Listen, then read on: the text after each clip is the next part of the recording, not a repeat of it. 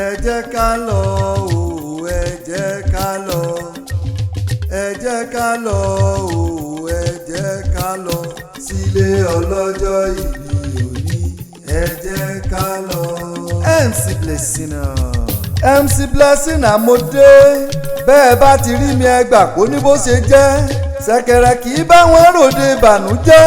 ilé ọlọ́jọ́ bí lèmi rèhun ìyá wa Chief Mrs. Iyabosola Rafiat Eletu ọlọ́pàá tí àlùjọ ọjọ́ bí kalẹ̀ ó ní káwá bá ń jó nítorí pé òní lọ́jọ́ bí ìhun àjọ̀dún 60 years ló pé bá ọ láyé kèrèmí ọdún kọ́ ó wo olúwa ọba lọ́dá ọ sí fún wa ọjọ́ tá a bí ní sáyé ó ṣe iyebíye ìdí ẹ̀rẹ́ tó fi ń dámú sòsódùmarè Chief Mrs. Iyabosola Rafiat Eletu o ọ̀rọ̀ rẹ̀ tọ́pẹ́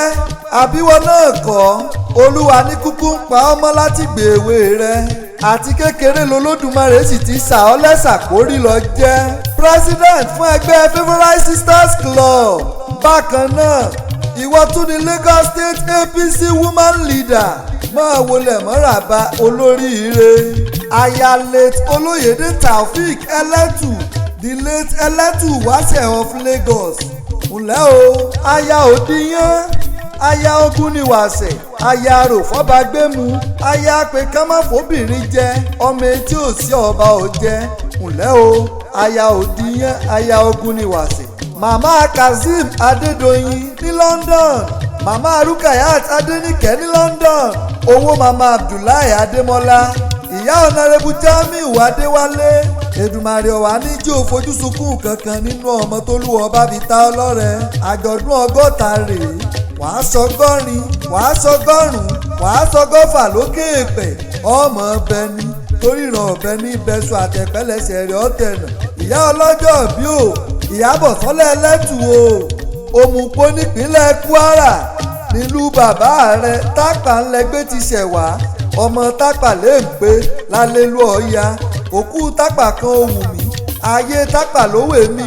ọjọ́ tápà kú wọ́n ní ẹwọ́ tutù òwú kẹ́ ẹ wá fara oyin òtútù òwú sọ̀pọ̀ afárá oyin sọ̀wọ́n gógó máa ń gbọ́ ọlọ́jọ́ bí ìwọ lọmọ olóhùn lápẹ̀rán ọmọ ọlọ́rọ̀ aláàgó àsìgbà lọ́nà tòmù ewúrẹ́ gúdúgú ńlọ́bá sọnù lómù bàbá yín ní ẹ mọ̀mú lọ yín ẹ̀yin kì í ṣẹgbẹ́ gbẹ̀ràngbẹ̀ràn àgùntàn bọ̀ lọ́jọ́ ńlọ́bá sọnù lómù bàbá yín ní ẹ mọ̀mú lọ yín ẹ̀yin kì í ṣẹgbẹ́ gbẹ̀ràngbẹ̀ràn adìẹ òkòkò ńlọ́sọnù lómù bàbá yín ní wọ́n mọ̀mú lọ yín ẹ kì í ṣẹgbẹ́ gbẹ́yẹgbẹ́yẹ obìnrin rọ̀gbọ̀dọ̀ tí gbogbo ara rẹ̀ ń dẹ́yìn ògbà tómi alàgbà lọ́ba sọnù lómù bàbá yín ní kẹ́ ẹ mọ̀rẹ̀ lẹ́sẹ̀ wá ẹlẹ́sìn ní kẹ́ ẹ rán wá ẹ̀yin lọ́ọ́ máa rọ́pọ́n ńlá jomi tó rọ àsìgbà lọ́nà tòmù òkúmọ̀kó létí ọ̀sà nípínlẹ̀ Èkó gangan ìnílé ìyá rẹ̀ ǹlẹ́ o